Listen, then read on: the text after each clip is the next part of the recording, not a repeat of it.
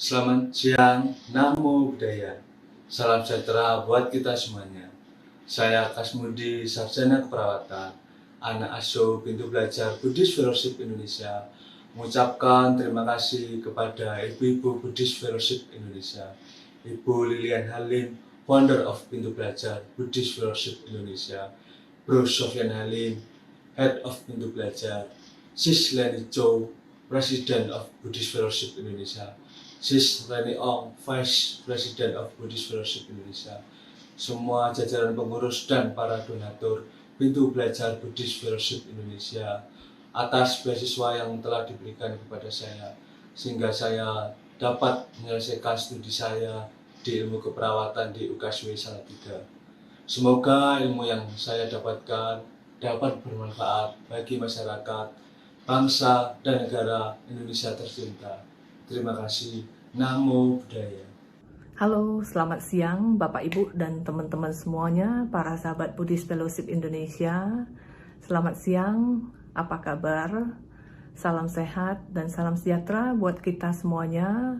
Saya Leni, Presiden dari Buddhist Fellowship Indonesia, mengucapkan selamat datang dan selamat bergabung di channel YouTube Live-nya Buddhist Fellowship Indonesia. Sebelum kita mendengarkan sharing dari tamu spesial kita, ya, tadi barusan kita ada melihat satu buah video, yaitu video tentang Pintu Belajar. Pintu Belajar dan Buddhist Fellowship Indonesia didirikan oleh founder kami, Ibu Lilian Halim, dan saat ini Pintu Belajar telah memberikan beasiswa kepada kurang lebih 500 anak-anak Indonesia dari kalangan prasejahtera, mulai dari tingkat PAUD, sekolah dasar, sekolah menengah, tingkat universitas di S1, S2 maupun S3.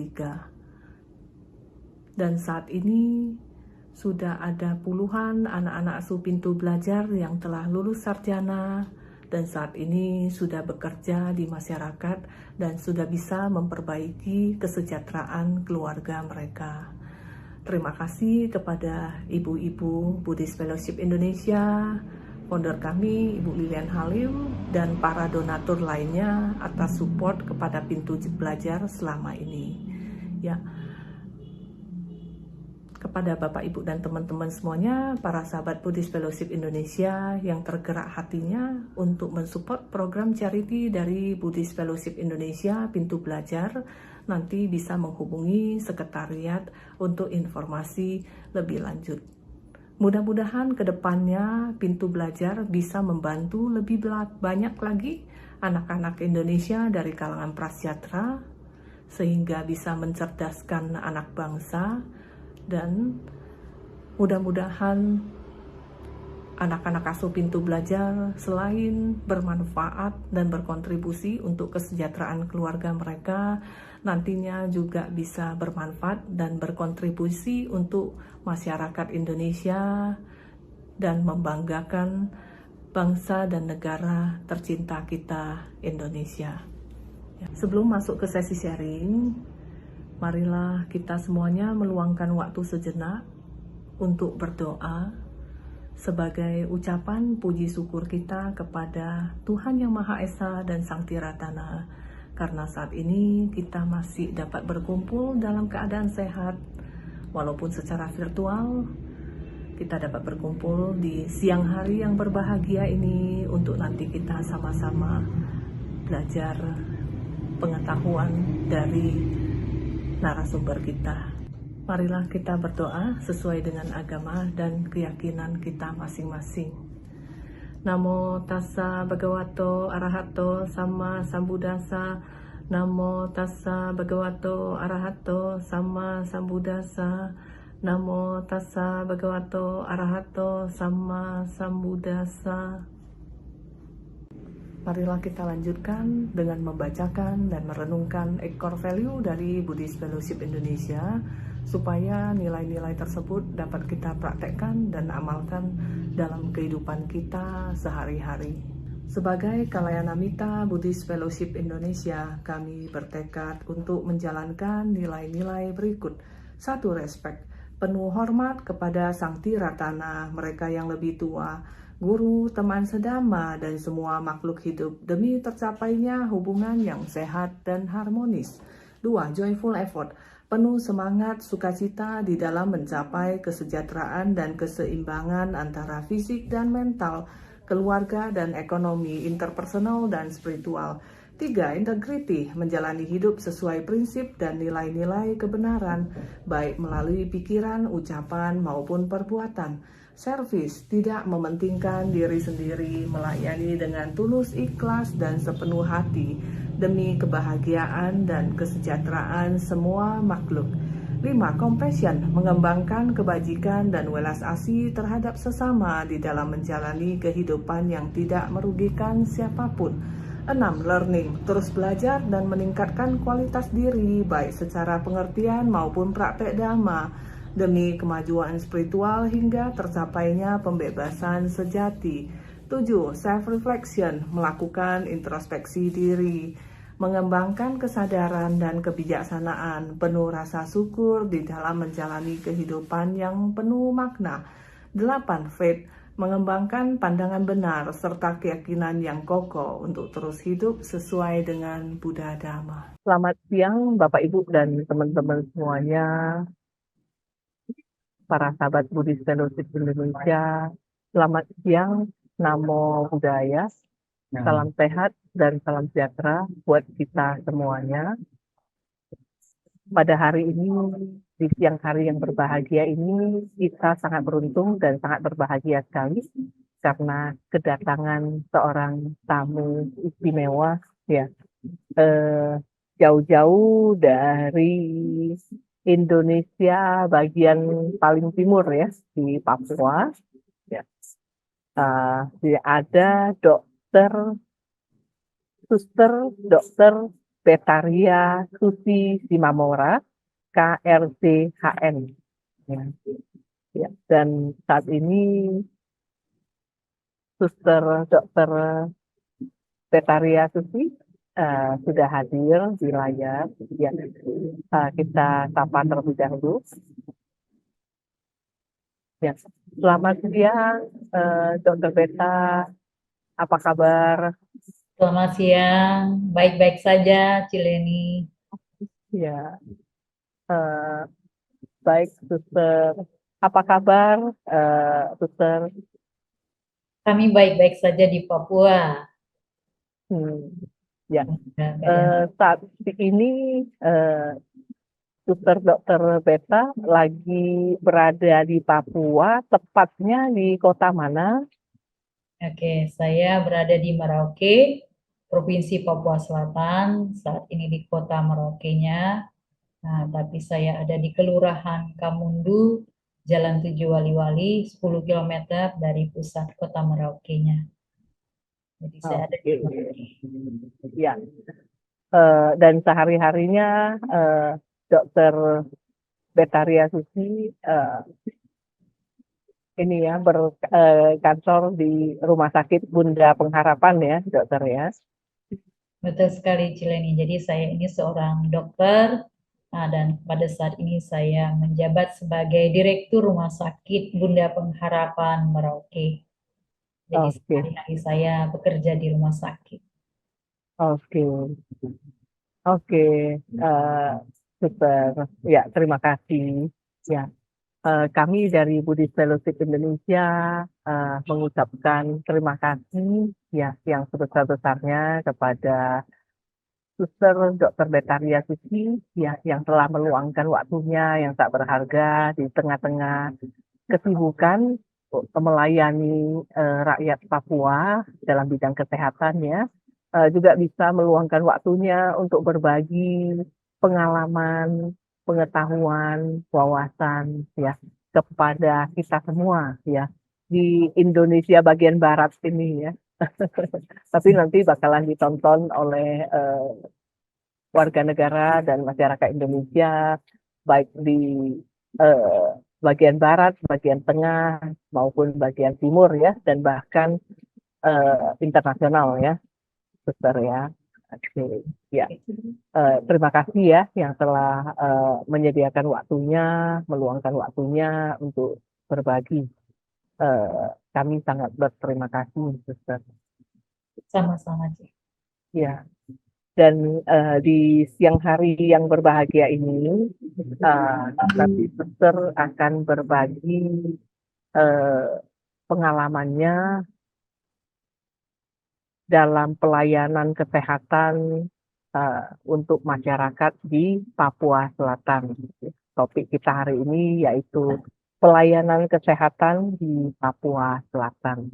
Nanti di sini Suster Dr. Beta akan menceritakan, membagikan pengalamannya dalam melayani masyarakat Papua, terutama yang ke pedalaman-pedalaman, misalnya seperti suku Asmat, ya.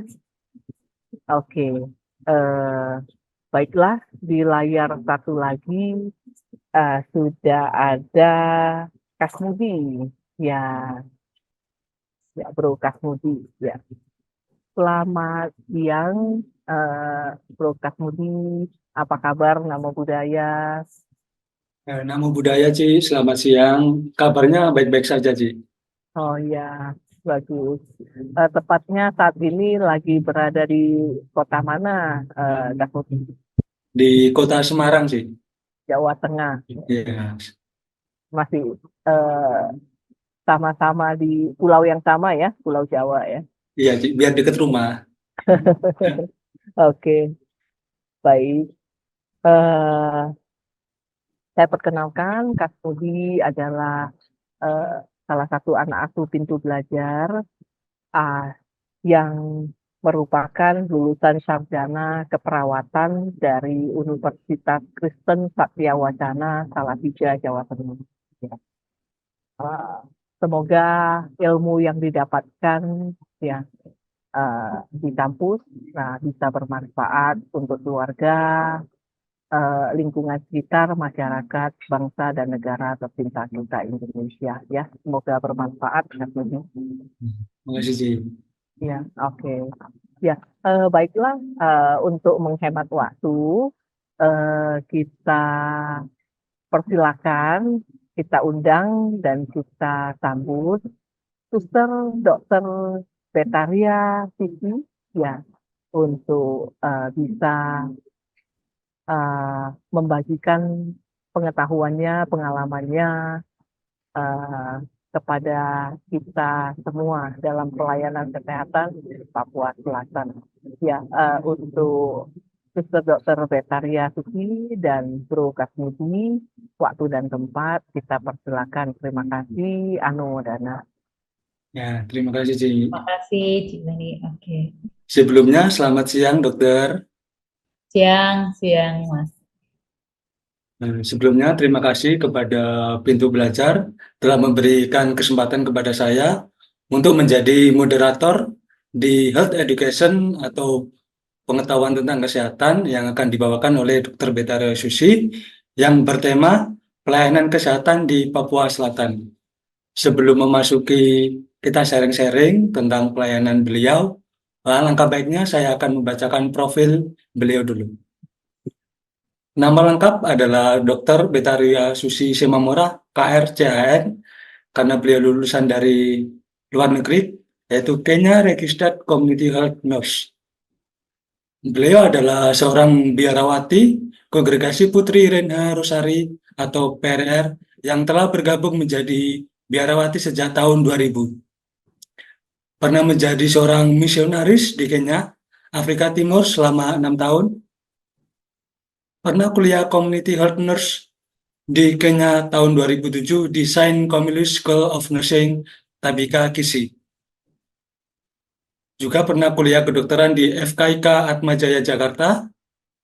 Dan pengalaman beliau adalah menjadi direktur di Rumah Sakit Bunda Pengharapan Merakoy sejak 4 Januari 2021 dan menjadi tim surveyor akreditasi klinik Lafre Kespri sejak tahun 2023. Berikut adalah profil lengkap beliau. Sekarang adalah saatnya yang ditunggu oleh teman-teman semua dan Bapak Ibu sekalian. Dr. Betaria Susi akan sharing kepada kita tentang pelayanan kesehatan di Papua Selatan. Waktu dan tempat saya persilakan kepada dokter. Terima kasih Mas Kasmudi. Terima kasih untuk semua sahabat kenalan dari Pintu Belajar dan juga Buddhist Fellowship Indonesia yang telah berkenan membantu mendonasikan dan mendukung studi saya untuk mengambil S2 Mars di Urindo dan sementara mengambil semester 2. Semoga saya bisa selesai pada waktunya. Terima kasih atas dukungannya selama ini. Pada kesempatan ini saya ingin sharing tentang pengalaman bagaimana saya melayani orang-orang yang sakit di Provinsi Papua Selatan khususnya dan pelayanan saya di pedalaman-pedalaman. Setelah saya lulus sekolah kedokteran di tahun 2018, saya menjalankan tugas pertama saya di Rumah Sakit Mitra Masyarakat di Timika, Papua Tengah. Selama 1 tahun saya di sana, kemudian saya ke Merauke. Di Merauke sampai saat ini saya bekerja dari tahun 2019 dan saya menjadi direktur di tahun 2021 ini. Banyak pengalaman yang menurut saya sangat menarik sekali. Yang pertama-tama soal kesehatan itu, kalau kita di daerah Indonesia bagian barat maupun Indonesia bagian tengah, pada umumnya masyarakat sudah sedikit lebih sadar, mengenal, bahkan mau hidup lebih baik. Tetapi bagi saudara-saudari kita di Provinsi Indonesia bagian timur itu membutuhkan lebih banyak lagi effort atau usaha bersama, baik dari pemerintah maupun dari kalangan-kalangan swasta, untuk membantu meningkatkan pelayanan kesehatan. Pelayanan kesehatan di Papua Selatan khususnya ini sangat sulit karena yang pertama mengenai SDM-nya, sumber daya manusianya. Pada umumnya yang ada dan bekerja di sini lebih banyak orang-orang pendatang, tetapi orang-orang pendatang tidak bertahan lama karena alasan lahir dan besar atau hidup kembali ke tanah asalnya, di mana kampungnya berasal. Sedangkan kita mengharapkan sumber daya manusia atau tenaga kesehatan dari Papua Selatan sendiri masih belum bisa membantu kalau dihasilkan dari Provinsi Papua Selatan sendiri, karena memang tidak ada tempat atau studi yang besar, fakultas atau universitas atau bahkan sekolah tinggi kesehatan yang memadai di Provinsi Papua Selatan itu menjadi kendala utama. Sehingga pemerataan pelayanan kesehatan itu belum tercapai dengan baik. Yang kedua juga kita mengalami keterbatasan selain tenaga kesehatannya adalah sarana, prasarana atau alat kesehatan yang mendukung meningkatkan mutu pelayanan dan keselamatan pasien sendiri. Karena mahalnya alat kesehatan dan juga biaya transportasi atau ongkos kirim dari Pulau Jawa menuju ke Papua itu sangat berat, sehingga kadang-kadang itu membuat kita dilema dengan keadaan ekonomi yang kadang sederhana atau yang apa adanya. Yang ketiga juga keterbatasan adalah karena kurangnya pemerataan pelayanan disebabkan oleh lingkungan atau keadaan alam saat ini. Kalau kita melihat di daerah Jawa atau Sumatera, transportasinya itu sangat mendukung, tetapi di sini baik dari bentuk infrastrukturnya maupun dalam bentuk yang lain itu kurang mendukung sekali, dan kita baru rasakan 2-3 tahun terakhir, tetapi di tahun-tahun sebelumnya itu keadaannya sangat terbelakang atau terlambat dibandingkan provinsi-provinsi lainnya. Jadi pengalaman saya ketika saya ada di Papua Selatan ini, khususnya di Rumah Sakit Bunda Pengharapan, saya melihat ada banyak hal yang harus saya perbaiki. Mulai dari administrasinya, bahwa untuk mengembangkan sebuah pelayanan yang baik, maka yang saya melihat regulasinya, administrasinya perlu diperbaiki, termasuk struktur organisasi yang ada.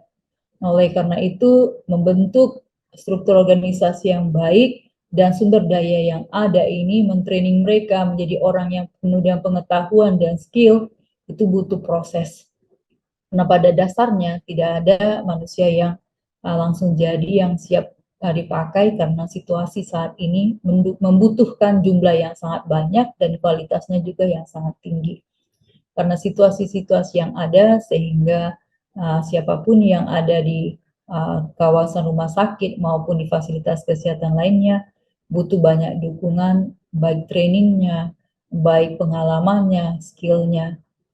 Dan pengalaman saya selama di rumah sakit ini, pasien-pasien yang datang berkunjung pada umumnya memiliki jaminan kesehatan berupa BPJS yang didapat dari bantuan pemerintah seperti BPJS PBI, seperti itu bantuan dari pemerintah yang kelas 3.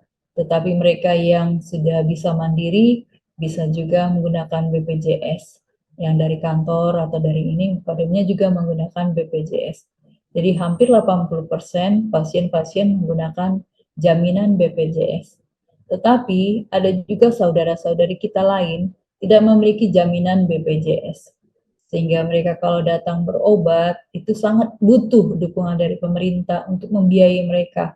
Alasan mereka tidak bisa memiliki BPJS yang pertama karena tidak memiliki identifikasi atau memiliki nomor identifikasi identitas diri, maksud saya KTP atau misalnya kartu keluarga. Hal ini disebabkan karena mungkin kurangnya pengetahuan atau mungkin pernikahannya yang kurang jelas atau asal usulnya yang tidak tahu, tanggal lahirnya yang tidak jelas, ya seperti itu membuat mereka terhambat untuk mendapatkan nomor induk atau NIK. Kependudukannya itu tidak ada. Ini menyebabkan pada umumnya saudara-saudari kita yang ada di Provinsi Papua Selatan, orang asli Papua, sebagian besar tidak memiliki BPJS. Sehingga ketika mereka berobat, khususnya di klinik kita atau di rumah sakit swasta, menjadi tanggungan tantangan juga untuk rumah sakit. Karena mereka akan kita layani secara sosial. Tetapi akhir-akhir ini kita sudah mendapat pencerahan bahwa pemerintah, khususnya dari Provinsi Papua Selatan, berkenan akan membantu membiayai saudara-saudari orang asli Papua, Provinsi Papua Selatan ini untuk mendapat jaminan kesehatan berupa BPJS yang diterbitkan. Lalu dalam pengalaman saya, apabila kita berada di daerah pedalaman, pada umumnya itu kesulitan kami adalah transportasi. Jarak dan transportasi itu menentukan besar kecilnya pelayanan yang diberikan. Yang kedua soal keamanan. Jadi ketika kita mau membantu pelayanan, seperti di Rumah Sakit Bunda sendiri, dalam 1 tahun minimal kami akan melakukan pelayanan bakti sosial ke daerah-daerah itu 3 kali. Nah, ketika kita harus melakukan bakti sosial, maka kita harus butuh dana. Dananya tidak hanya berupa untuk pembelian obat-obatan, tetapi juga transportasi panitia atau tim yang akan berangkat, juga untuk bahan sembako yang mau kita berikan. Karena pada dasarnya mereka tidak sakit, tidak hanya tidak butuh obat juga, tapi butuh makanan. Bagaimana seseorang bisa sembuh kalau nutrisinya tidak mendukung atau nutrisinya jelek. Oleh karena itu, setiap kali kita memberikan bantuan kesehatan atau bakti sosial, pelayanan kesehatan gratis, pasti kita akan membawa juga bahan sembako, setidaknya makanan berupa beras atau berupa minyak atau gula, untuk kita bagi-bagikan kepada pasien atau keluarga yang sangat tidak mampu atau sederhana. Dengan demikian harapannya biar sedikit kita bantu, dia bisa minum obat dan bisa sembuh. Lalu penyakit-penyakit yang saat ini paling banyak ada di sini juga sama seperti penyakit lain, yaitu gula DM, itu pada umumnya untuk masyarakat maupun pendatang, hipertensi dan penyakit kulit, TBC dan penyakit infeksi lainnya. Itu sementara berkembang di wilayah Provinsi Papua Selatan. Apabila kita berbicara tentang bagaimana pelayanan di daerah-daerah pedalaman, seperti dalam pengalaman saya nanti akan ditunjukkan dalam video itu, bahwa saya punya kerinduan bagaimana saya bisa memberikan diri, membantu apa yang bisa dalam diri saya memberikan apa yang bisa saya bagikan kepada sesama. Seperti di Kampung Mumugu di distrik Sawah Erma, Asmat, itu kita harus menempuh jarak yang cukup jauh. Saya harus terbang dulu dari Merauke menuju ke Agats Ewer, kemudian dari Agats kita harus berangkat ke Mumugu menempuh jarak 6-7 jam, tergantung dengan speed yang kita gunakan. Nah, pada saat kami berangkat, kami akan membawa obat-obatan dan sembako, karena pada umumnya di sana tidak ada apa-apanya. Sampai di Kampung Mumugu, kita akan diterima baik oleh saudari-saudari para suster yang ada di sana, dan kita mulai melakukan kegiatan pelayanan pengobatan gratis. Masyarakat sangat merindukan kehadiran tenaga kesehatan. Jujur saja, sangat sulit mendapatkan tenaga kesehatan yang mau berdomisili di kampung.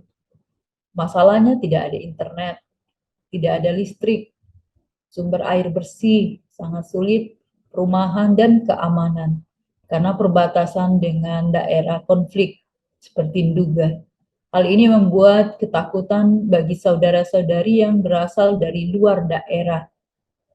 Sedangkan untuk masyarakat yang asli orang Mumugu sendiri memiliki pengetahuan yang sangat dangkal, bahkan menulis dan membaca pun tidak bisa.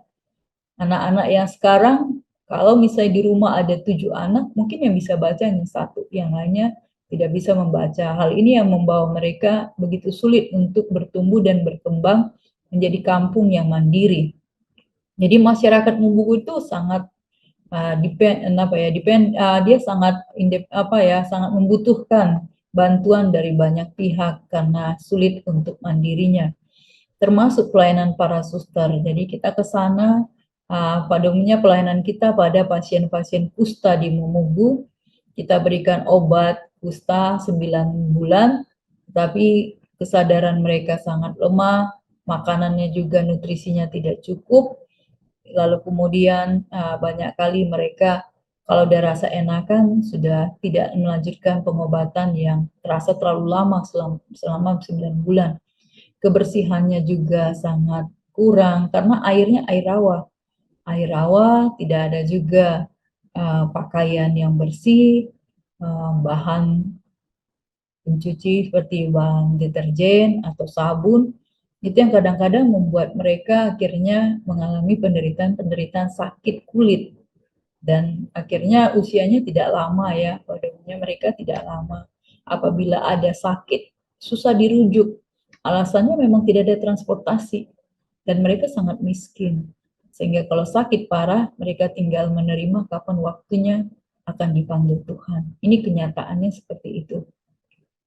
Anak-anak yang lahir juga, itu anak-anaknya lahir kadang-kadang tanpa persiapan. Wanita yang hamil pada umumnya juga kurang diperiksa apakah hamilnya ini hamil yang sehat apa tidak. Karena di puskesmas kadang-kadang keterbatasan tenaga kesehatannya, keterbatasan obat-obatan. Karena jaraknya yang cukup jauh, kurang juga fasilitas, kurang juga disiapkan dengan baik, itu membuat masyarakat juga kurang datang untuk memeriksakan dirinya, sehingga angka kematian ibu dan angka kematian janin juga masih tinggi.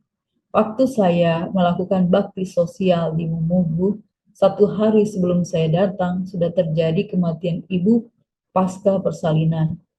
Karena pendarahan hebat, ibu mengalami anemia, dan tidak ada pertolongan selanjutnya, akhirnya dia meninggal. Begitu juga dengan bayi yang baru dilahirkan, karena tidak ada makanan, bahkan mungkin tidak ada susu, diberi air putih seperti itu saja, anak bayi dengan imunitas yang sangat rendah dan rentan, akhirnya juga meninggal dalam 1-2 minggu setelah dia dilahirkan oleh ibunya. Ini pengalaman yang sangat memilukan untuk saya. Saya sampai berpikir apa yang bisa saya buat. Tetapi kalau hanya 1-2 orang yang berjuang dan memikirkan saudara-saudari kita ini, itu kita tidak akan pernah menikmati kemajuan masyarakat di daerah pedalaman. Tetapi apabila semua orang berkontribusi, pemerintah dan kita yang lain berjabatan tangan untuk memajukan saudari-saudari kita yang ada di pedalaman, saya percaya mereka akan diselamatkan untuk bisa melihat titik terang hidup yang lebih baik. Pengalaman saya juga ketika saya pergi bakti sosial ke daerah Mindiptana, itu ada biara juga, perbatasan dengan PNG. Ya, kalau kita dengan jalan darat menempuh kurang lebih 18 jam. Kalau berangkat pagi berarti tiba malam gitu. Tapi kadang-kadang saya dengan pesawat kecil, pesawat Susi Air, saya bisa berangkat dengan menempuh 1 jam. Tapi tidak bawa apa-apa karena memang pesawatnya tidak memiliki beban apa yang bisa kita pikul begitu, tidak bisa lebih dari 10 kilo. Sedangkan biayanya sangat mahal apabila kita bawa beban lebih dari 10 kilo. 1 kilo harganya 40.000. Nah, hal-hal seperti inilah membuat kita begitu sulit menjangkau saudari-saudara kita yang menderita sakit. Tetapi kalau dibandingkan daerah Midiptana atau daerah Bovendigul sana, dia lebih baik dibandingkan daerah Mumugu atau daerah Asmat pedalaman. Karena bedanya adalah di infrastrukturnya. Kalau Bovendigul kita masih bisa melewati jalan darat, sedangkan kalau kita ke daerah Asmat itu daerah rawa-rawa. Resikonya sangat tinggi karena bisa saja hujan, angin kencang, speednya, bensinnya tidak ada, drivernya kurang handal atau kurang mampu, akhirnya membawa ketakutan-ketakutan di medan pelayanan. Baik Bapak Ibu, saudara-saudari, mungkin kita bisa lihat video ini, kegiatan saya yang tadi saya sudah jelaskan. Di pagi yang cerah, terlihat masyarakat Kampung Mumugu telah berkumpul di klinik pelayanan dan pengobatan milik Suster PRR.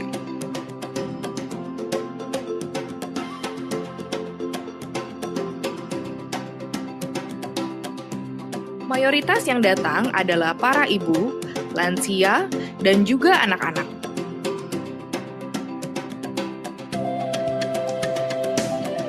Dalam kegiatan bakti sosial ini, masyarakat yang datang mendapatkan pelayanan pemeriksaan kesehatan dan juga pengobatan gratis.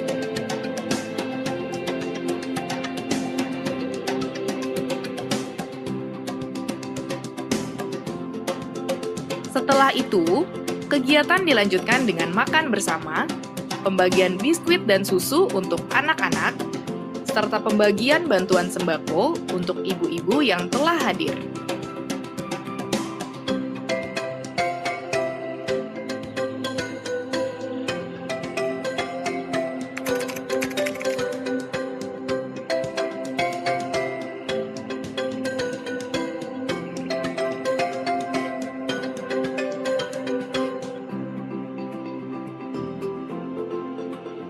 Bagi masyarakat yang tidak bisa datang ke klinik pelayanan, kami langsung berkunjung ke rumah-rumah untuk melakukan pengobatan.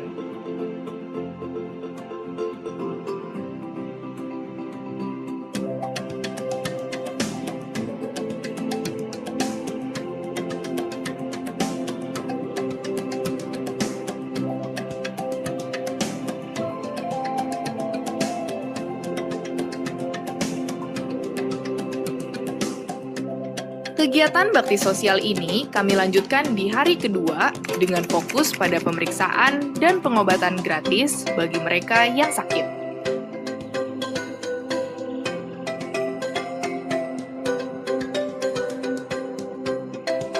Sekian rangkaian perjalanan kami, Rumah Sakit Bunda Pengharapan, bersama dengan para donatur dalam melaksanakan bakti sosial di Kampung Mumugu, Batas Batu, Kabupaten Asmat.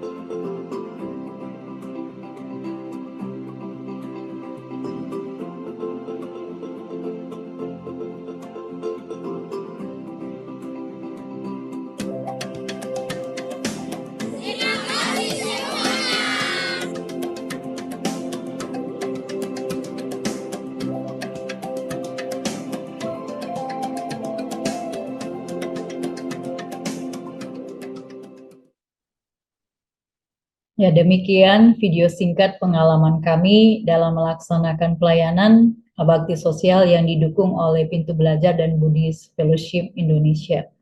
Selain itu juga ada beberapa foto yang mau kami tampilkan. Nanti sambil melihat foto ini, mungkin Bapak Ibu bisa melihat bagaimana pelayanan kita di daerah-daerah itu memang banyak anak-anak ya, anak-anak, banyak ibu-ibu, karena pada saat itu orang tua laki-lakinya ada di kampung sedang mencari makanan, cari kayu untuk mereka jual, lalu bisa juga mencari sagu untuk makanan mereka.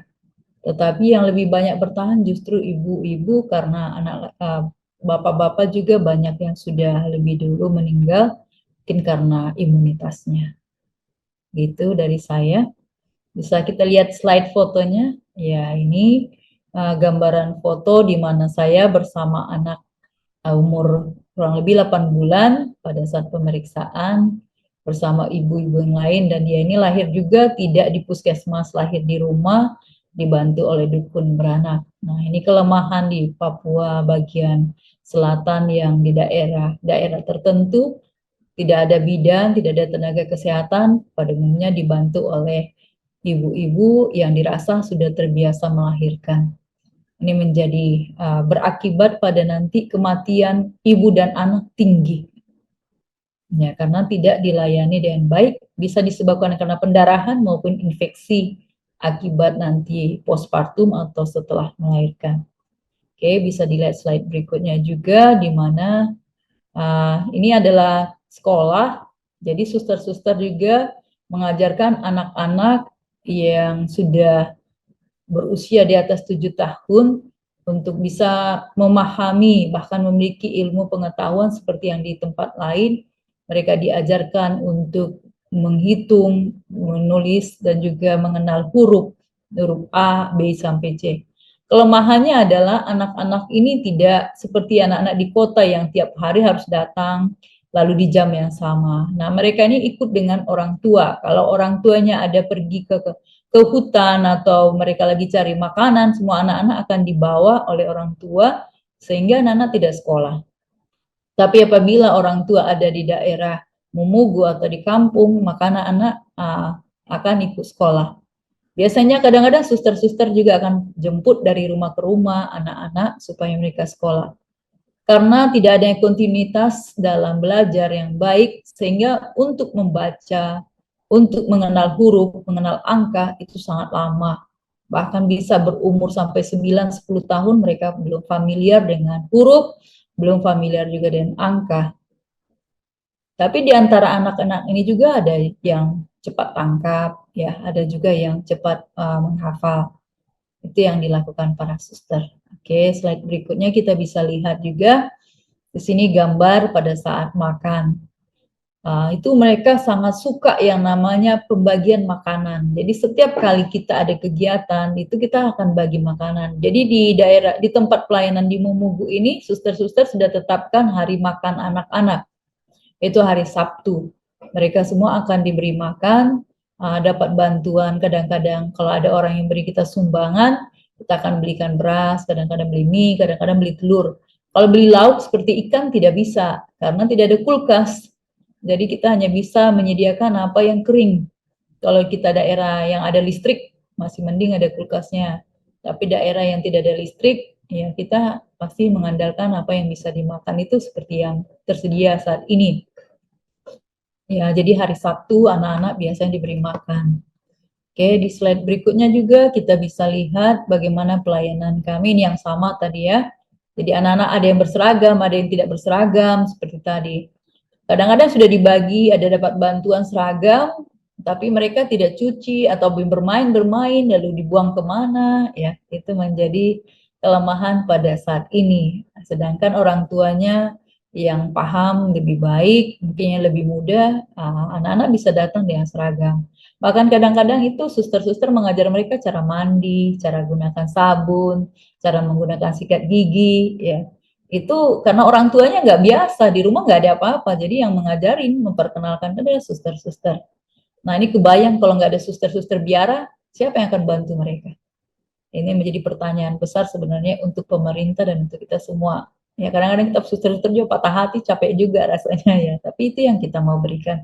berikan sedikit titik terang untuk mereka. Oke, nah kita bisa lihat juga di gambar berikutnya bagaimana pada saat kami datang, kami membagi-bagikan itu mereka sangat senang. Mereka pasti senang kalau namanya pembagian biskuit, susu, seperti itu. Mereka sangat senang. Bahkan air minum, nggak usah jauh-jauh, air minum. Karena untuk mendapatkan air bersih itu sangat susah. Di biara kita ada blong atau ada tempat tampungan air, sedangkan mereka ini tidak memiliki tempat penampungan air. Jadi itu yang membuat mereka itu yang kalau ada hujan itu mereka tampung di ember-ember, tapi kalau tidak ada hujan maka mereka akan minum air dari kali. Sedangkan kali rawa-rawa ini berlumpur karena dasarnya itu adalah warna coklat. Sehingga penyakit pencernaan, kulit ya, itu yang membuat mereka sering mengalami imunitas yang rendah. Itu yang kita bisa lakukan. Bisa dilihat slide berikutnya juga pelayanan kami bersama anak-anak. Jadi ini adalah ruang kelasnya. Kalau kita di Jakarta, di Sumatera, bahkan tidak usah jauh-jauh di kota Merauke, ruang kelasnya itu ada bangunannya. Tapi kalau ini namanya sekolah rimba, anak-anak itu sekolah ya di sepertinya padanya. Begitu. Jadi mereka kadang berseragam, kadang nggak berseragam. Jadi suster-suster mengajar dengan papan tulis, di mana orang sekarang udah nggak gunakan lagi papan tulis di daerah-daerah berkembang. Kita di sini baru belajar itu masih menggunakan papan tulis dan kapur. Jadi anak-anak belum bisa menggunakan buku atau ballpoint karena banyak kali mereka tidak ini, karena ini mungkin dasarnya itu dari kayu, jadi banyak hilang. Kalau dikasih pensil, ya nanti mereka main-main terus jatuh ke bawah. Di bawah ini kan lumpur. Jadi nggak ada orang bisa masuk ke dalam itu karena ini dia di atas gitu ya, di atas. Jadi begini kelasnya. Jadi kita akan bagi kelasnya ada 2-3 begini. Jadi anak-anak itu dibagi bukan berdasarkan kelas 1, kelas 2 enggak.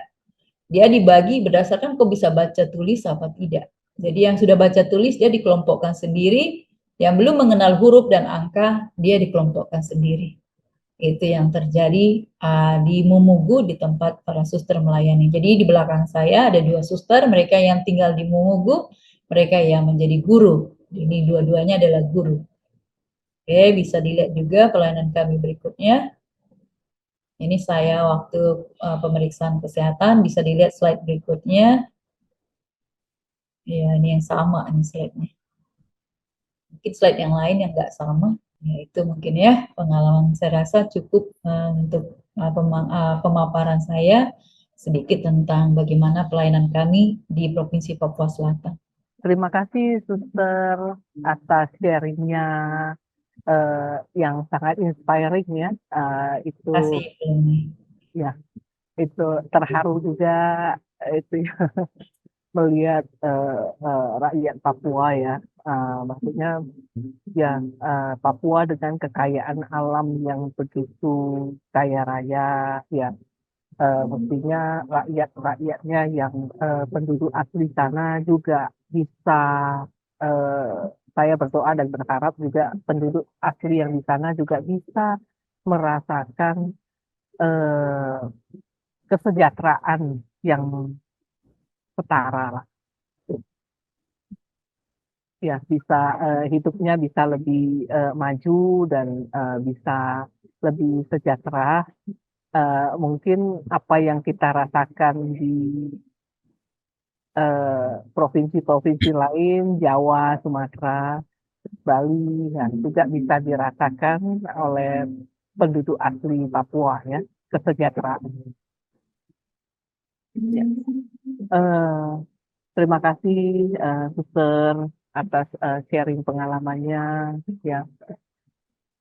Sebelum masuk ke sesi tanya jawab ya, izinkan saya untuk membagikan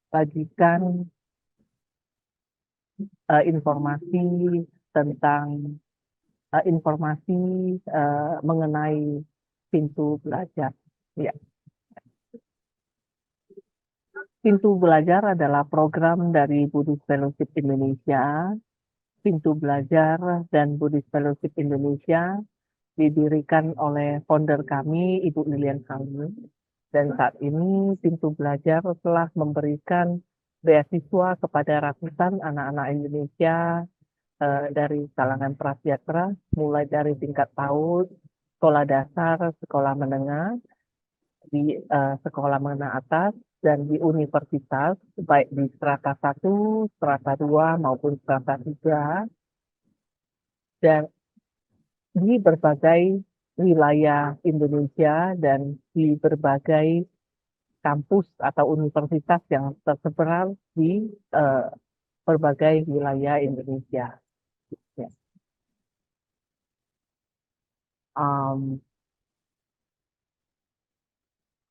Ada sebuah video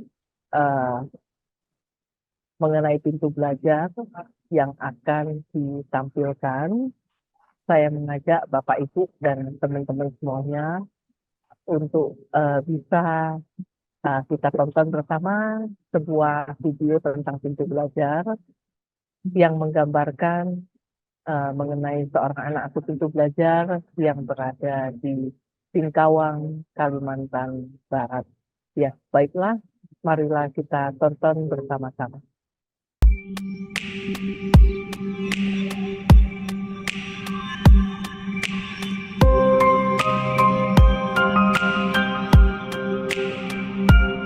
Nama saya Verlia, saya mempunyai 9 saudara. Saya dari 9 saudara itu saya yang terakhir, hanya cuma saya saja yang sekolah.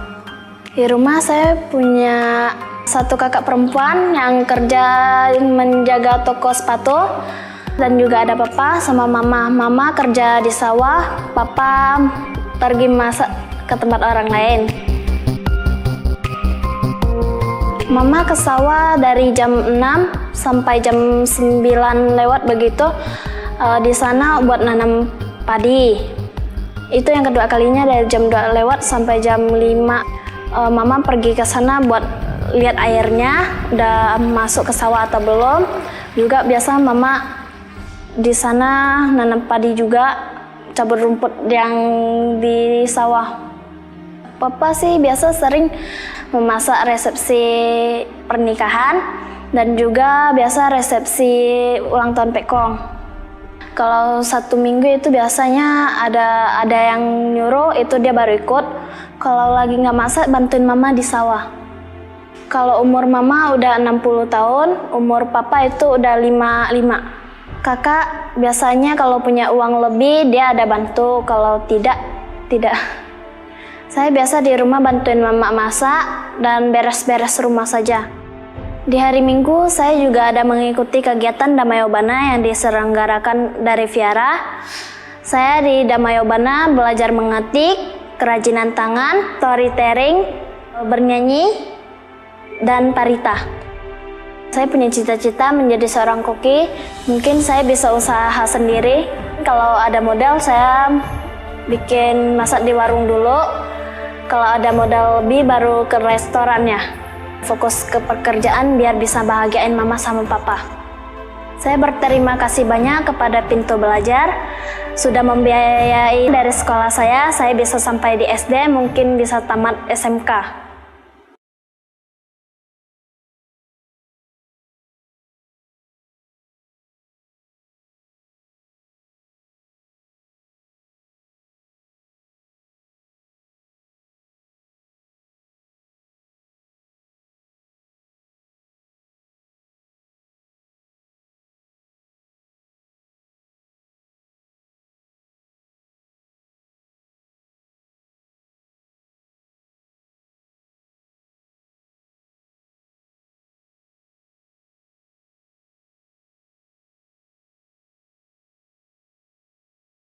Terima kasih kepada Bapak Ibu dan teman-teman semuanya yang telah bersama-sama tadi kita menonton sebuah video mengenai pintu belajar.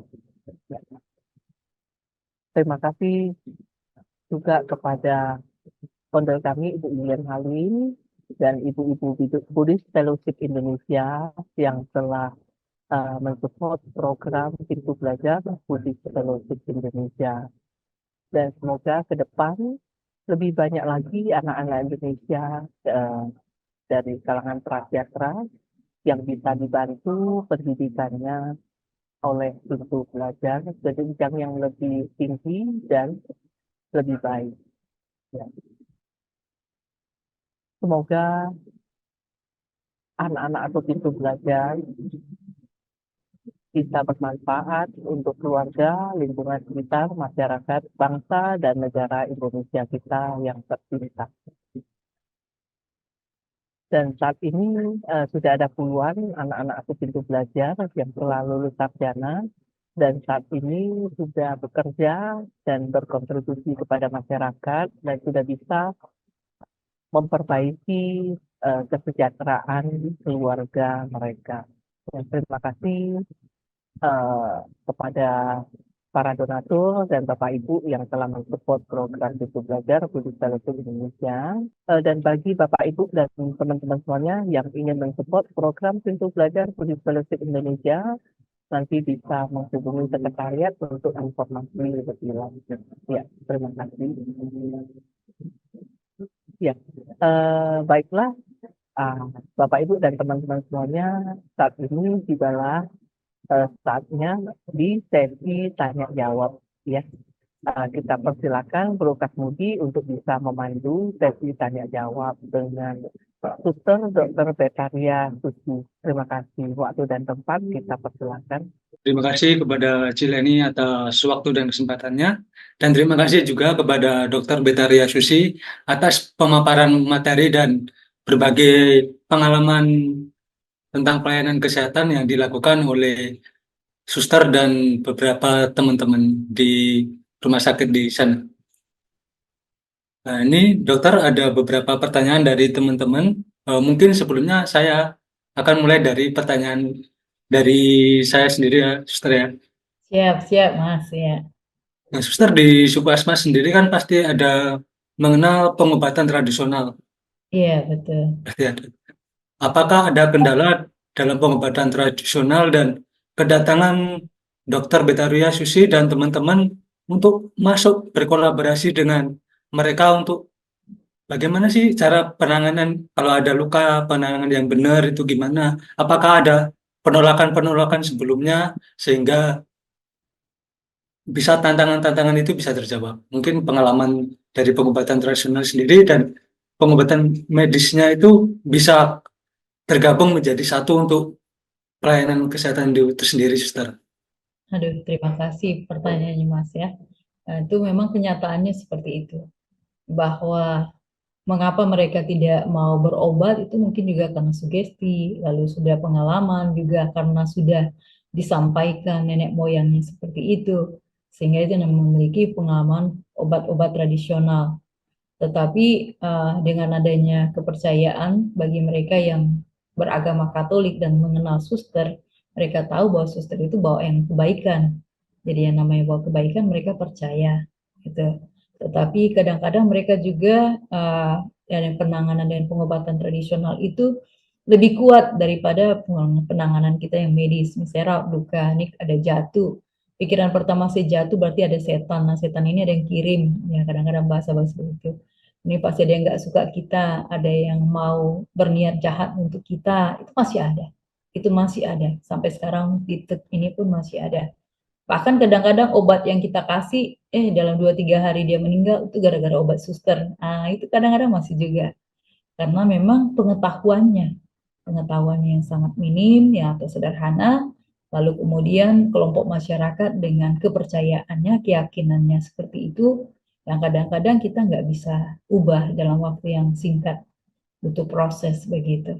Kalau misalnya kolaborasi, kadang-kadang kita juga berbicara, tetapi kadang-kadang mereka tidak paham karena budaya, karena bahasa, tidak semua bisa bahasa Indonesia baik. Itu yang kadang-kadang membuat kita juga memiliki keterbatasan atau kelemahan, tantangan pada saat pelayanan gitu, Mas. Kenyataannya masih banyak tantangan, bahkan belum semua orang bisa menerima. Gitu. Jadi banyak tantangan-tantangan ya, suster ya. Kan dari sharing-sharing tadi kan banyak tantangan-tantangan dan kendala seperti jarak, transportasi, terus pengetahuan dari masyarakatnya sendiri. Dan bagaimana sih untuk meningkatkan motivasi atau motivasi kita tetap melayani suku pedalaman gitu? Apakah tertanam sebuah motivasi atau sebuah panggilan atau gimana dokter? Dokter dan teman-teman bisa tetap fight untuk melayaninya. Sebenarnya kalau ditanya apa mau apa tidak, kita semua pasti nggak mau. Semua orang pada dasarnya pingin yang namanya hidup nyaman, nikmat gitu ya, itu pada dasarnya. Tapi karena ini pilihan hidup, itu maka kita ada yang namanya kaul. Kaul itu artinya sumpah, ya, sumpah kepada bahwa kita itu taat saja pada pimpinan gitu. Jadi kita ini dapat SK istilahnya Mas. Jadi kita ditempatkan di Papua, ditempatkan di pedalaman itu kadang-kadang bukan maunya kita, tapi karena kita ditempatkan. Nah, karena itu kita taat, ya ditempatkan dalam kurun waktu 4-5 tahun, bahkan bisa lebih, kita juga taat. Nah, sekarang dari niat diri kita biasa dimotivasi karena kita pada dasarnya biarawati, ya panggilan hidup kita akan memberikan diri untuk orang lain. Nah, orang lain model apa yang kita mau layani, yang ada di depan mata ini, yang kita layani yang terbaik. Gitu. Karena ada saatnya juga kita akan meninggalkan tempat ini. Nah, kita nggak menetap sampai mati di satu tempat, ya itu bedanya. Kalau biarawati kan dia berpindah, dan kita berrolling istilahnya rolling. Jadi satu ini mungkin suster ini 5 tahun, nanti 5 tahun lagi ganti sama suster lain. Itu yang membuat kita karena akan mengalami titik jenuh juga, kelelahan itu pasti ada pada sisi manusianya. Nah itu yang membuat kami bisa bertahan. Terus yang kedua, kita itu orangnya beriman gitu, percaya Tuhan itu memakai kita, dan saatnya Tuhan memakai kita beri yang terbaik begitu. Ada saatnya juga Tuhan pakai kita di tempat yang lain, ya kita harus bergerak berpindah begitu. Dan percaya Tuhan itu baik gitu. Baik dokter, terima kasih. Di sini juga udah tergabung di channel YouTube ada beberapa teman-teman yang ingin menanyakan kepada dokter tentang pengalaman seputar pelayanannya dokter. Oke. Ini ada dari teman Widya Lokasanti. Selamat siang dok. Dok, apakah penyakit yang sering dialami oleh masyarakat suku Asmat atau di distrik Mumuku ini tersendiri? Dan karena seperti yang kita ketahui, mereka jarang berinteraksi dengan masyarakat-masyarakat lokal dan tidak mengetahui apa ini penyakit apa, terus apa yang sering penyakit yang sering mereka alami, begitu dok. Jadi sampai sekarang penyakit yang nggak bisa diselesaikan adalah penyakit kusta, lepra. Jadi sampai saat ini suster-suster sebenarnya ada di sana untuk membantu mereka yang lepra atau kusta. Karena pada kami diundang oleh keuskupan untuk datang melayani mereka yang kusta karena mereka mengalami cacat, bahkan bisa mengalami penderitaan dan disebarkan pada keluarganya yang lain. Ada yang berhasil kita atasi dengan minum obat selesai, terus kemudian ada juga yang menolak, tidak selesai pengobatan dan akhirnya menyebarkan kepada yang lain karena pengetahuannya, karena kebersihan, karena nutrisi, dan juga kurang dukungan dari pemerintah, obat-obat yang tidak tersedia. Lalu pemerintah pusat merasa bahwa kusta itu sudah selesai, padahal kenyataan di daerah itu tidak. Itu yang pertama. Terus yang kedua, malaria. Malaria ini kan paling banyak di Papua, Papua Selatan apalagi. Jadi kita yang nggak terbiasa dengan badan fisiknya yang lemah, biasanya kena malaria 1 kali bahkan bisa meninggal. Ya, kadang-kadang kesulitan kita adalah tidak memiliki obat. Obat malaria itu sangat sulit dapatnya. Terus dia punya prosedur untuk mendapatkannya itu bertingkat-tingkat dan susah kadang-kadang ya. Seharusnya pemerintah membantu untuk mempermudah gimana sih. Tapi karena harus buat laporan, harus buat ini, buat itu. Sementara di sana nggak ada sinyal, nggak bisa gunakan laptop karena nggak ada ini. Ya kadang-kadang nggak ada listrik juga. Laptop dipakai di sana pasti mati. Jadi itu yang kadang-kadang kita yang lain dari pemerintah pusat atau pemerintah ya di kota melihatnya di sisi kita bahwa semua orang itu udah paham, padahal di daerah-daerah tertentu itu masih sangat-sangat tertinggal. Yang terakhir adalah penyakit kulit dan TBC.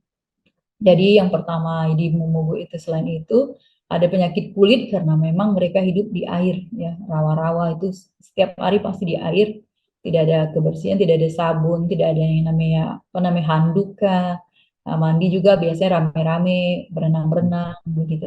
Terus yang terakhir TBC tadi. Jadi kalau satu orang sudah kena TBC, yang lain pasti kena karena mereka tidak kurang menjaga yang tidak tahu bahwa penanganan TBC itu kita ada kontak, kita juga harus di screening, kita harus dapat pengobatan. Nah, hal-hal seperti itu juga kadang-kadang kurang diperhatikan juga. Mas.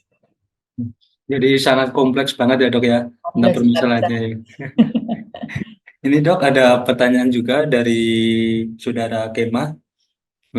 Selamat siang dok, jika dilihat dari foto-foto pemaparan dokter yang tadi tentang pelayanan kesehatannya, tentang berbagai macam pengobatan dan juga ada pembagian makanan, itu yang paling penting untuk bagi mereka ini apakah pelayanan kesehatannya atau kita mensupport gizinya, begitu dok? Yang pertama pasti harus gizi. Kalau perut mereka dikenyang, pasti mereka mau dilayani. Tapi kalau mereka lapar, ini yang membuat mereka pasti tidak mau ngikut. Mau dikasih obat pun mereka buang, kan gitu. Karena mereka butuh makan. Itu makanan itu kan kebutuhan dasar manusia. Kita semua udah tahu. Jadi kesulitannya adalah mereka ini bukan petani sehingga nggak tahu menanam. Dan juga memang daerahnya nggak bisa menanam padi, bukan tanah. Ini rawa-rawa, bukan rawa juga air gitu loh. Mereka hidup di atas air, rumahnya rumah panggung semua. Terus menanamnya di mana kan gitu. Karena mereka nenek moyangnya besarnya memang dengan makan sagu, bukan makan padi atau beras gitu. Nenek moyang mereka makan sagu. Tetapi karena sagu sudah habis ya, dipakai bertahun-tahun, tumbuhnya lama, perubahan cuaca, perubahan lingkungan, sagu tidak bertumbuh lagi, bahkan mungkin sudah ditebang diganti dengan pohon-pohon. Akhirnya membuat mereka beralih dari sagu ke beras begitu. Nah, setelah mengenal beras ini yang kesulitannya. Kalau tidak dibawa dari kota, maka mereka kekurangan makanan gitu. Sekarang dengan Indomie bahkan. Jadi mereka selain beras ya Indomie, jadi Indomie terus begitu. Itu kesulitan-kesulitannya. Jadi kalau ditanya antara kesehatan dan makanan, sebenarnya dua-duanya penting. Tapi yang lebih kalau dipilih salah satu, pasti mereka butuh makanan.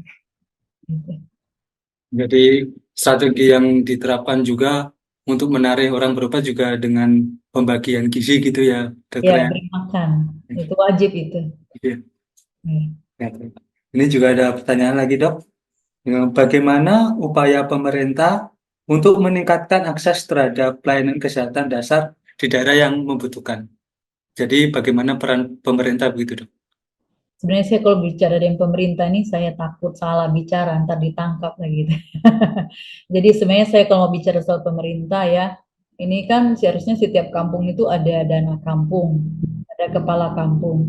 Tapi kalau kepala kampungnya sendiri tidak paham tentang bagaimana manajemen uang, mengatur uang, bahkan mungkin angka pun yang namanya 1 miliar 500 juta tidak paham. Jadi kalau dana cair mau diapain juga, ya mungkin mereka bisa belanja-belanja di toko 1-2 hari selesai. Bagi-bagi uang ya, itu yang membuat kita kadang-kadang mungkin itu ada kekeliruan. Sebaiknya mereka-mereka yang menjadi kepala kampung, mereka yang akan mendapat dana hibah, mereka diberikan juga kayak edukasi ya atau sosialisasi apa sih fungsi uang ini mau diapakan, planningnya bagaimana, perencanaannya gimana, pengembangan kampung seperti apa, seperti itu mungkin menurut saya. Memang pemerintah pusat, pemerintah lain beri bantuan, tapi nama bantuan itu kan sesekali, bukan sesuatu yang kontinu. Dikasih mungkin sekali setahun 300 juta, 300 juta dalam 1 tahun bagi sekian banyak masyarakatnya ya nggak bisa karena kebutuhan dasarnya makan. Jadi mereka akan prioritas untuk makan minum gitu. Jadi kehadiran pemerintah itu juga hadir tapi sepenuhnya belum mengatasi bagian permasalahan-permasalahan gitu ya dok ya? Ya, bahkan mungkin belum maksimal, belum Iya. optimal lah mereka punya pelayanan. Ya, itu boleh diakui belum. Ini dok, ada pertanyaan terakhir dari saudara Lydia Chandra.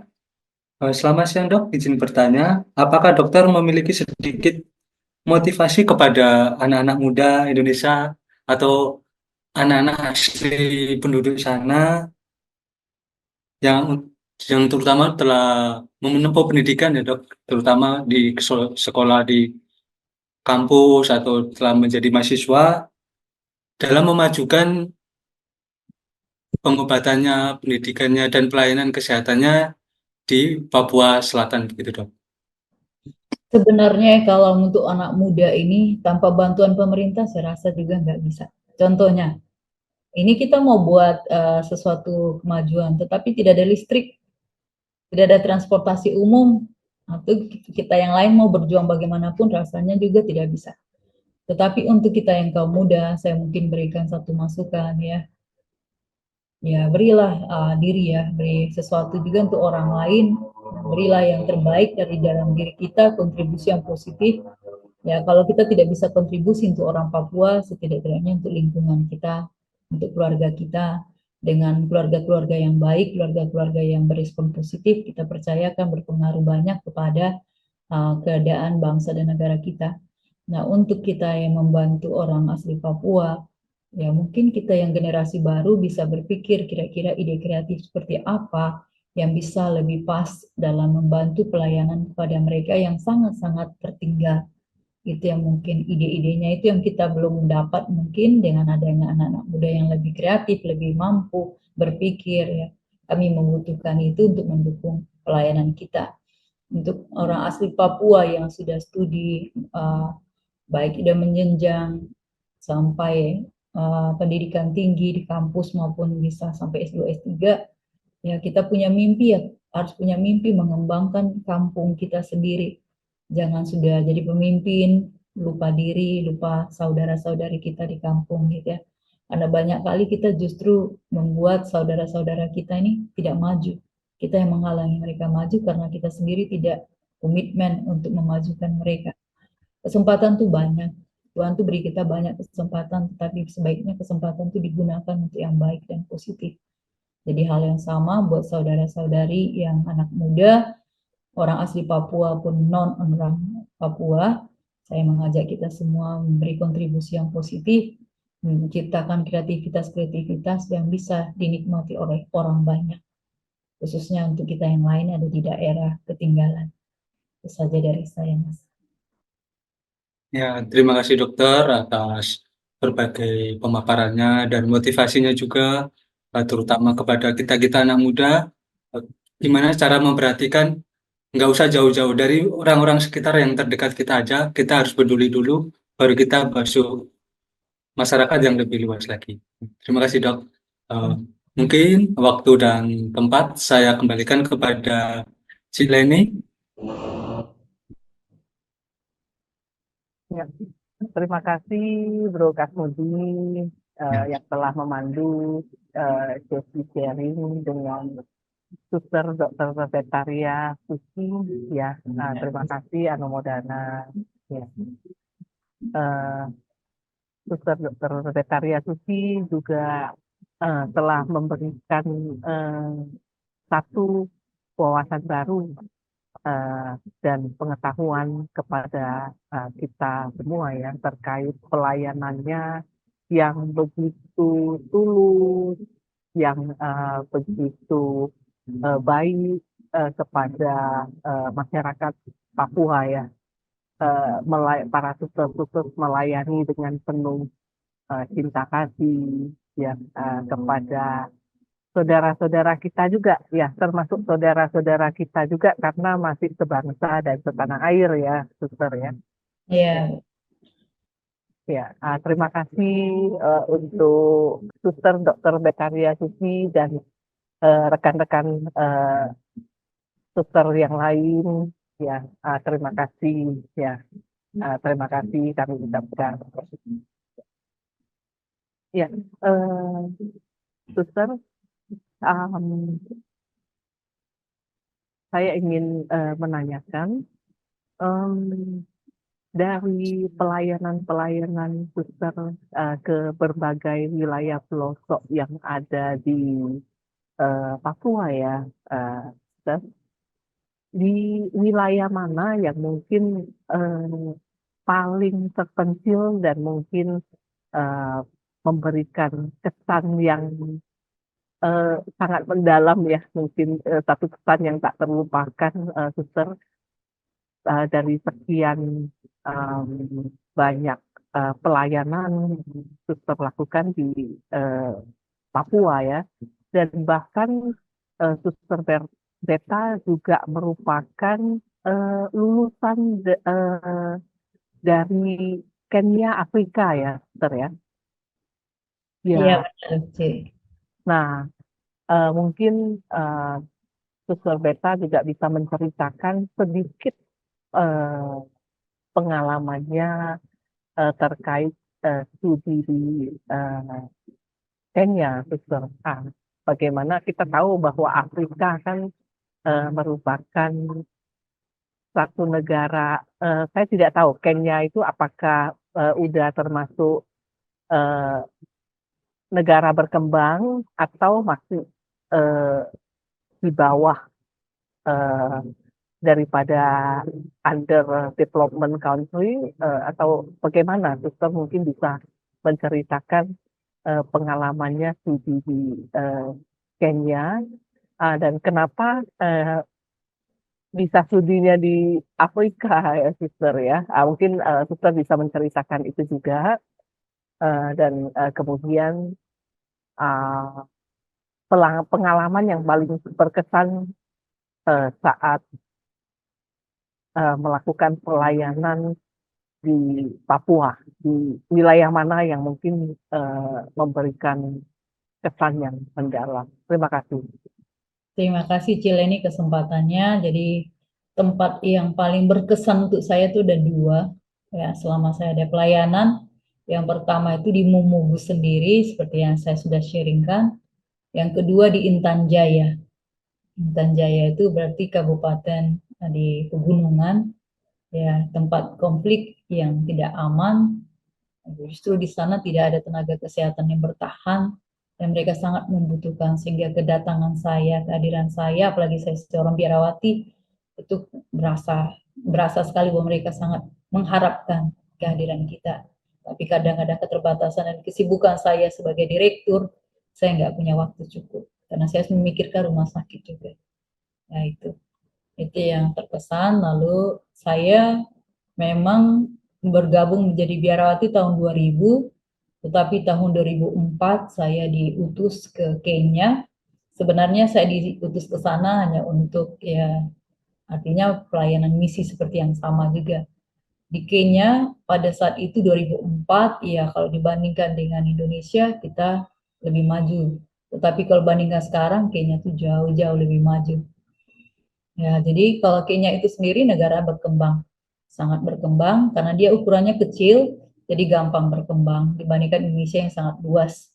Lalu kemudian orang Kenya itu dijajah oleh Inggris, sehingga mereka fasih bahasa Inggris.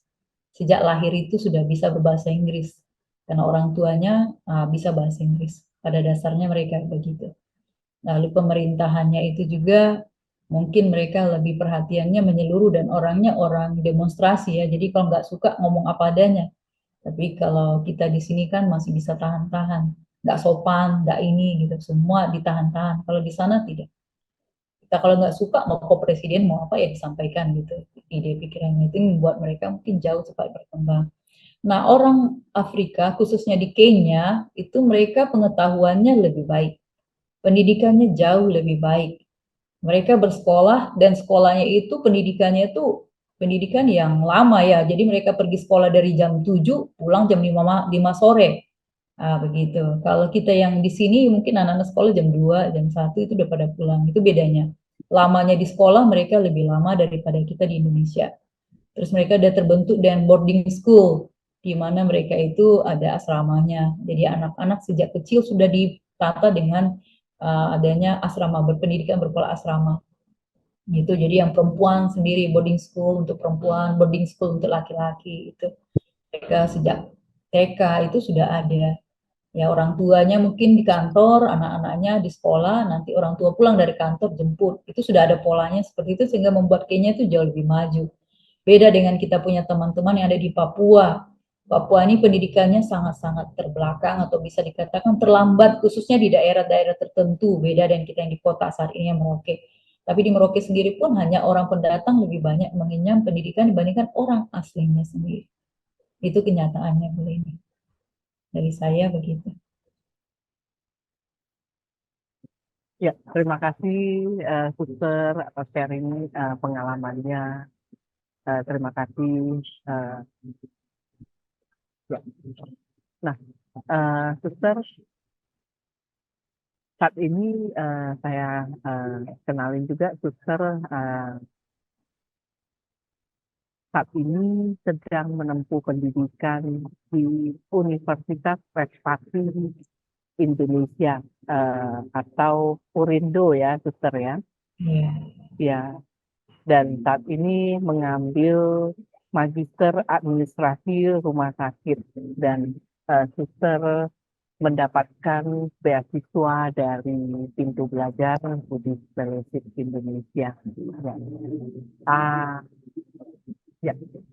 Mungkin suster bisa menceritakan sedikit kenapa terpanggil untuk mendalami S2 dan mengambil Magister Administrasi Rumah Sakit. Terima kasih. Terima kasih Bu Leni. Pertama-tama saya ucapkan terima kasih kepada Buddhist Fellowship Indonesia dan juga Pintu Belajar mau menerima saya, bahkan membiayai pendidikan saya, ya, khususnya biaya sekolahnya. Jadi saya ini mengambil Magister Administrasi Rumah Sakit karena memang tuntutan pemerintah bahwa menjadi pimpinan rumah sakit harus memiliki pendidikan S2 manajemen. Nah, karena saya direktur dan itu harus mengikuti aturan, itu yang memaksa saya sebenarnya. Terus yang kedua, saya juga ingin menambah pengetahuan saya, punya kerinduan bagaimana sih mengelola rumah sakit yang baik supaya pelayanannya ini kesehatan, keselamatan pasien, dan mutu pelayanannya juga tidak ketinggalan di daerah Jawa maupun daerah-daerah berkembang. Karena kami di Papua juga ingin lebih baik juga, setidak-tidaknya ada satu fasilitas kesehatan yang swasta yang bisa mengayomi begitu. Itu kerinduan saya, cita-cita saya, sehingga kesulitan masyarakat adalah apabila mereka dirujuk, pasti biaya akomodasi, transportasi itu akan berat. Tapi kalau ada fasilitas kesehatan yang bisa setidak-tidaknya terstandar, ya, dengan peningkatan mutu pelayanan yang sesuai, saya percaya banyak jiwa yang diselamatkan. Nah, yang itu memotivasi saya mau mengambil Mars, ya itu istilahnya. Yang kedua, bagaimana saya bisa bertemu dengan Pintu Belajar juga, itu dikenalkan aja, coba ke sini, coba ke sini, coba ke situ. Jadi akhirnya kita kontak, ya, ketemu dengan Ibu Lili sama Ibu Lian dengan Ibu Leni begitu. Dan kita direspon positif, saya sangat senang sekali. Jadi kita ada 2 suster yang dapat bantuan, saya sendiri dan suster saya yang junior, suster Gema yang saat ini mengambil analis di Jayapura. Mudah-mudahan tahun depan bisa selesai pada waktunya. Begitu Bu Leni. Terima kasih. Ya, terima kasih Suster Dr. Betaria Suti. Semoga nantinya ilmu yang didapatkan bisa bermanfaat untuk pengembangan Rumah Sakit Bunda Pengharapan Merauke, sehingga pelayanan kesehatan rumah sakit di sana bisa ditingkatkan lagi dan bisa mendapat akreditasi yang terbaik. Ya, Terima kasih Bu Leni. Ya, bisa bermanfaat buat rakyat Papua dan Indonesia. Terima kasih. Oke, Suster Dr. Betaria. Nah, saya ada satu pertanyaan terakhir, ya, berkaitan dengan kesehatan, pelayanan kesehatan. Ya. Kita tahu bahwa masyarakat Indonesia, ya, banyak sekali yang masih lebih mempercayai pelayanan kesehatan, terutama dokter-dokter atau perawatan-perawatan yang berada di negara jiran kita, ya. Mungkin contohnya seperti Malaysia, Singapura, ya. Dan konon katanya terutama di negara jiran kita, Malaysia, pelayanan kesehatannya lebih baik dan biaya perawatannya, kosnya juga lebih murah, gitu. Kalau Singapura pasti lebih mahal, gitu. Tapi cuman pelayanannya baik sekali, konon katanya. Nah, trust atau kepercayaan, ya, trust atau kepercayaan masyarakat Indonesia kepada dokter-dokter di negara kita sendiri, di Indonesia, eh, cukup tidak tidak terlalu ini ya, mungkin hanya apa ya, rata-rata ya, mereka lebih mempercayai dokter-dokter yang ada di luar negeri. Kalau kemampuan ekonominya bisa menyanggupinya, gitu. Nah, saya ingin mendapatkan pandangan atau mungkin pencerahan dari Suster Dokter Betariasis ini yang kebetulan memang seorang dokter juga ya. Mungkin hal-hal seperti ini mungkin sesama rekan dokter ya, mungkin juga pasti ada mendengarkan isu-isu seperti ini ya dokter ya. Saya disclaimer dulu ya, kalau saya sendiri saya bukan tidak mempercayai dokter-dokter yang ada di Indonesia, maksudnya sebenarnya dokter-dokter yang di Indonesia itu cukup baik kok dan cukup bagus ya. Tapi kenapa maksudnya fenomena di masyarakat itu sampai bisa mempunyai satu pandangan bahwa mempunyai kepercayaan bahwa mereka lebih mempercayai dokter dan mungkin perawat yang berada di negeri jiran. Mungkin itu adalah suatu PR ya, atau apa, menjadi PR bagi semua pihak ya untuk meningkatkan trust itu ya. Mungkin ke depan mungkin bisa lebih baik lagi karena kan sudah akan dibuat apa namanya, di Bali katanya ada Mayo Clinic yang nanti bisa memberikan pelayanan kesehatan taraf internasional ya, yang dibuat oleh Kementerian BUMN ya, dan Kementerian Kesehatan ya. Ya, jadi mungkin Suster bisa memberikan sedikit pandangan terkait statement ini. Ya, terima kasih. Oke, jadi sebenarnya itu tergantung pribadi ya, Bu Cileni ya. Kalau dikatakan orang Indonesia, saya pikir itu hanya sebagian kecil.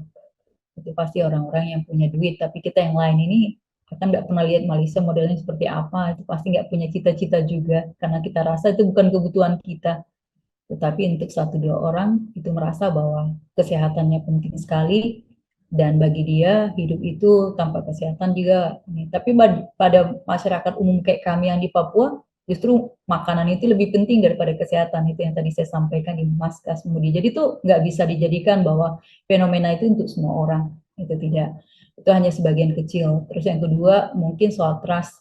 Kalau mereka udah punya pengalaman satu, dari mulut ke mulut akan bicara, dan itu lebih dipercayai daripada kita mungkin seorang berjubah putih atau kita yang tim medis, karena memang lebih dipercayai, budaya Indonesia itu lebih percaya temannya yang sudah punya kesaksian, sudah sembuh, mungkin pelayanannya baik, dirasa sudah cukup, dan itu menjadi suatu kesimpulan bagi 1-2 orang. Itu menurut saya.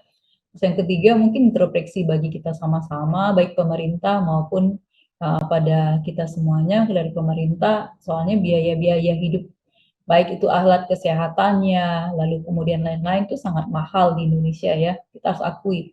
Kalau seperti tadi yang disampaikan oleh Cileni bahwa di Malaysia jauh lebih murah, itu jadi juga membuat orang pasti, namanya ada gula, ada semut, jadi orang pasti akan mencari yang murah. Pada dasarnya manusia nggak yang mau dirugikan. Itu yang ketiga menurut saya, karena Indonesia itu pemeriksaannya berat, mahal, dan BPJS kadang nggak cover. Ya, tetapi ada juga orang kaya, dia merasa kayaknya kurang murah, terlalu murah juga, tapi bisa jadi, atau mungkin terlalu mahal sekali dibandingkan dengan orang Malaysia atau di Malaysia atau di Singapura. Itu juga soal biaya, dan juga soal caring-nya. Kalau di Malaysia satu dokter ya cukup satu prakteknya, cukup di rumah sakit itu. Kalau kita di Indonesia kan setiap dokter punya 3 tempat praktek.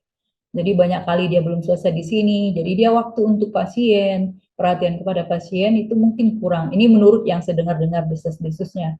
Ya, apalagi pasien BPJS, ya pasiennya 50, dokternya punya waktunya 2 jam begitu. Bagaimana kita mengharapkan mau cepat gitu, pasien kita juga maunya dicepat-cepatin.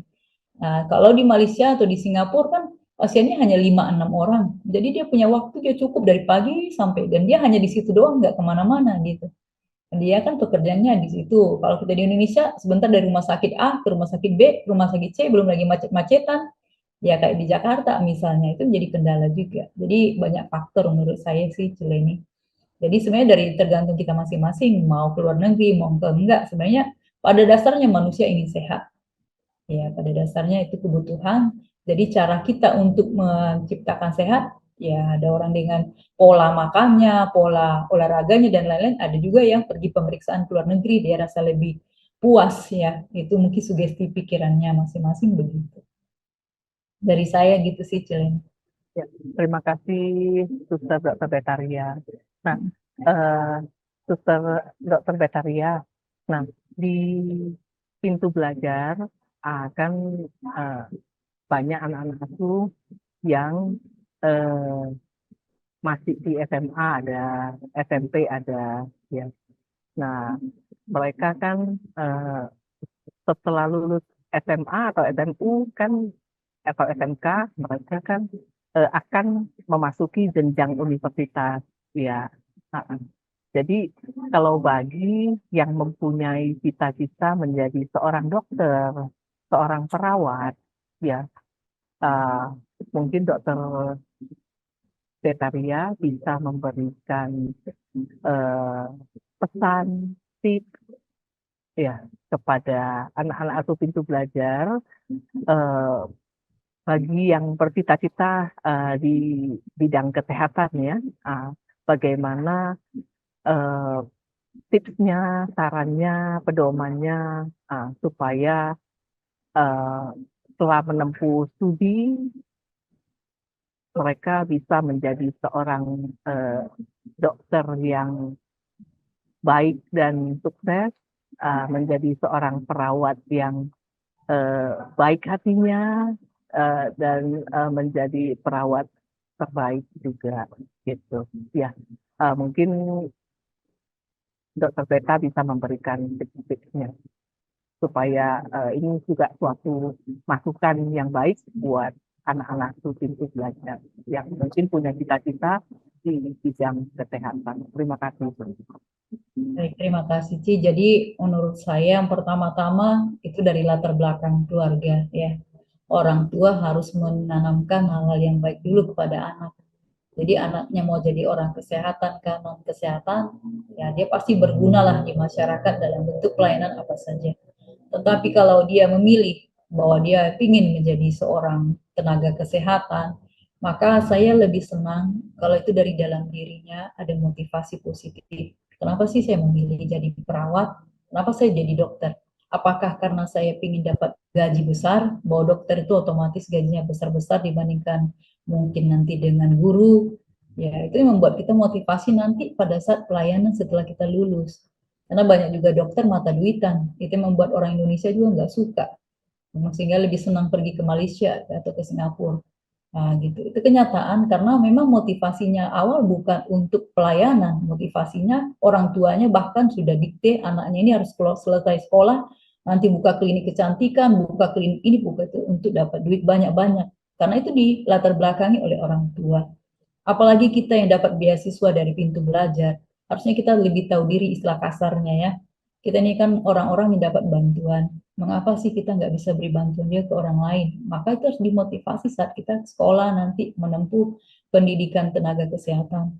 Bagaimana cita-cita saya juga bisa beri caring kepada orang lain, karena saya juga dibantu oleh orang lain. Maka saya juga harus bisa beri bantuan kepada orang lain.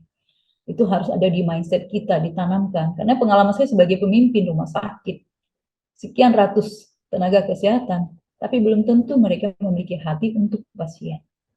Jadi lebih banyak ditekankan karena peraturan.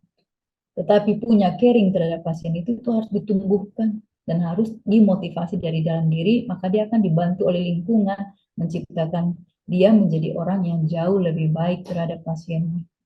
Itu dari saya, Cileni. Mudah-mudahan buat adik-adik yang mau bergabung menjadi tenaga kesehatan apapun, semangat berjuang, dan setelah selesai berjuang untuk menjadi tenaga kesehatan yang bermanfaat bagi masyarakat. Itu saja dari saya, terima kasih. Terima kasih Dr. Beta.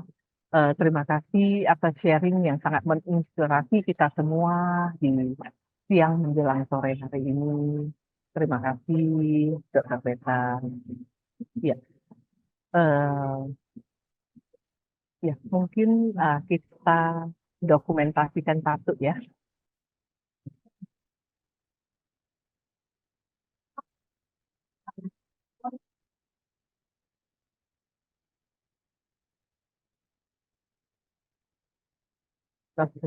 Ya, terima kasih Dr. Beta, terima kasih Kak Mudi. Ya, Dr. Beta sebagai penutup, mungkin kita mengundang Dr. Betaria untuk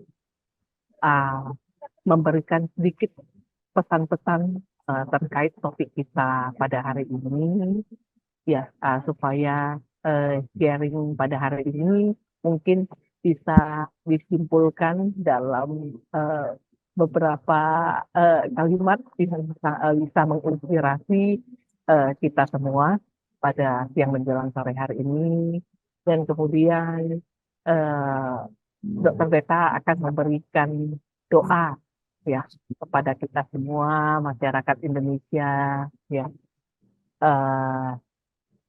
pada hari ini ya. Dan doa yang terbaik juga buat bangsa dan negara tercinta kita Indonesia. Ya. Terima kasih Dr. Beta, terima kasih Kak Mudi. Terima kasih banyak. Baik, saya hanya mau menyampaikan untuk kita semua, sahabat semuanya, dari saya hidup itu adalah anugerah yang Tuhan berikan. Baiklah kita isi sebaik mungkin dan hal-hal yang positif, berikan yang terbaik untuk orang lain. Kalau hanya untuk diri kita nikmati sendiri, apalah artinya hidup ini? Tapi apabila ada orang lain bisa merasakan keringat kita, air mata kita, atau mungkin hal-hal yang baik yang bisa keluar dari diri kita, saya percaya banyak dunia yang diselamatkan. Jadi dari saya, mari kita sama-sama memberikan yang terbaik untuk orang lain. Itu saja dari saya. Terima kasih Cileni. Mari saya ajak kita semua berdoa. Izinkan saya berdoa dengan iman Katolik. Bagi saudara dan sahabat kenalan lainnya, silakan menyesuaikan dengan agama masing-masing. Doa kita mulai. Dalam nama Bapa dan Putra dan Roh Kudus. Amin. Segala hormat dan pujian kami haturkan kehadirat-Mu ya Allah Bapa yang Maha Besar, untuk cinta-Mu yang penuh kasih kepada kami masing-masing. Terima kasih banyak untuk kesempatan ini Engkau hadir dalam diri kami masing-masing, sehingga nama-Mu semakin dimuliakan. Pada kesempatan ini kami datang dengan rendah hati memohon berkat-Mu untuk negara Indonesia, bangsa kami dan masyarakat yang ada, khususnya di daerah-daerah sulit dan susah terpencil. Kiranya Engkau menjamah pemerintah, para pemimpin kami, dan semua jajarannya agar bijaksana dalam mengambil keputusan, membuat program, dan menindaklanjuti apa yang telah mereka lakukan untuk pelayanan bagi masyarakat Indonesia. Kami doakan masyarakat Indonesia khususnya agar tercipta damai, dan kami semua mengalami cinta kasih, sehingga nama Tuhan semakin dimuliakan. Kami doakan semua mereka yang hidupnya susah, yang tidak memiliki makan minum, yang mengalami penderitaan sakit, bahkan tidak tahu mencari pertolongan kepada siapapun. Kami percayakan ya Tuhan, dengan kuasa-Mu, banyak orang baik yang Engkau sediakan untuk menjadi perpanjangan kasih-Mu.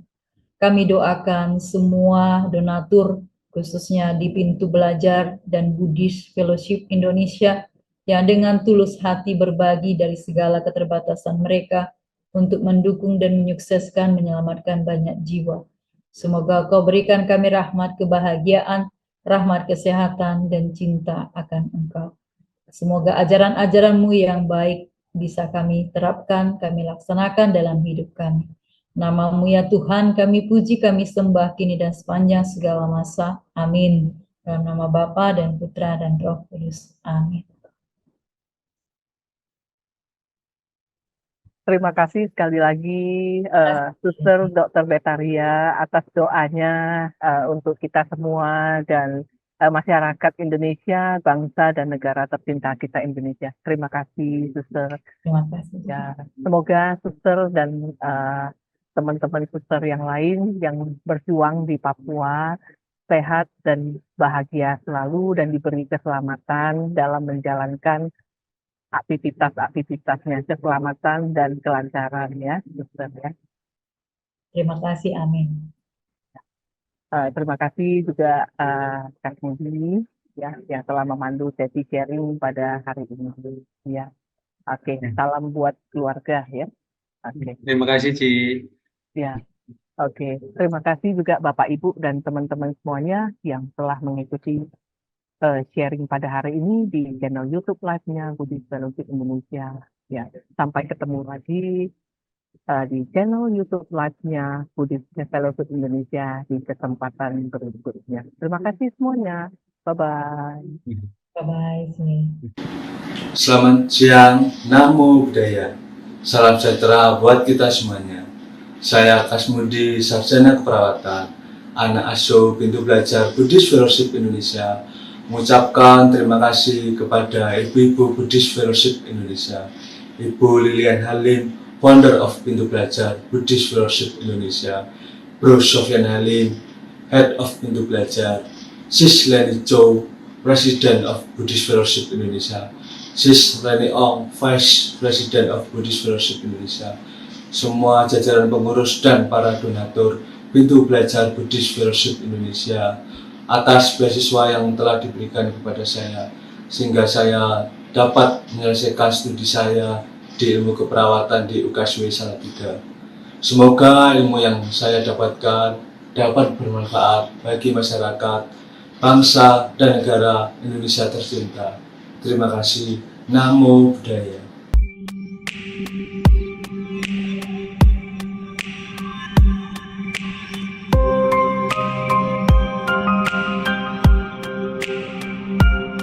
Nama saya Verlia, saya mempunyai 9 saudara. Saya dari 9 saudara itu saya yang terakhir, hanya cuma saya saja yang sekolah.